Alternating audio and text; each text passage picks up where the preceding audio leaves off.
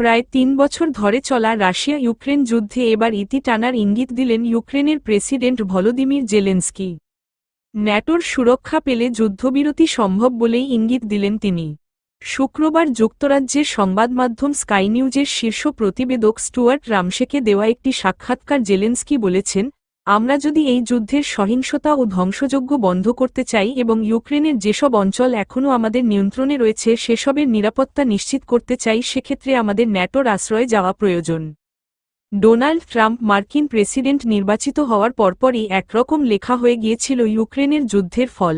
এরপরও বিদায়ী president Joe Biden শেষ চেষ্টা স্বরূপ ইউক্রেনকে মার্কিন অস্ত্র ব্যবহারের অনুমতি ও আর্থিক সহায়তা দিয়েছিলেন, তাতেও দমে যায়নি রাশিয়া।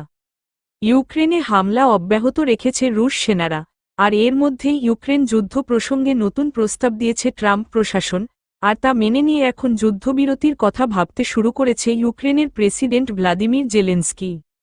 এর আগে ট্রাম্প প্রশাসন জেলেনস্কিকে প্রস্তাবে জানিয়েছে, প্রায় ৩ বছরের যুদ্ধে ইউক্রেনের যেসব অঞ্চল রুশ বাহিনী দখল করেছে সেসব অঞ্চলের নিয়ন্ত্রণ যদি রুশ বাহিনীর হাতে ছেড়ে দেওয়া হয় তাহলে ইউক্রেনকে যুক্তরাষ্ট্রের নেতৃত্বাধীন জোট ন্যাটোর সদস্যপদ দেওয়া হবে।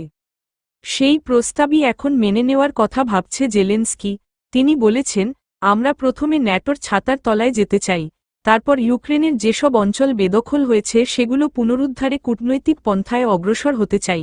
আমার মনে হয় এটা সম্ভব, তবে ইউক্রেনের যেসব অঞ্চল রাশিয়া দখল করেছে সেগুলাকে আমরা রুশ ভূখণ্ড হিসাবে স্বীকৃতি দিতে পারি না, এটা অসম্ভব এবং ইউক্রেনের সংবিধান বিরোধী।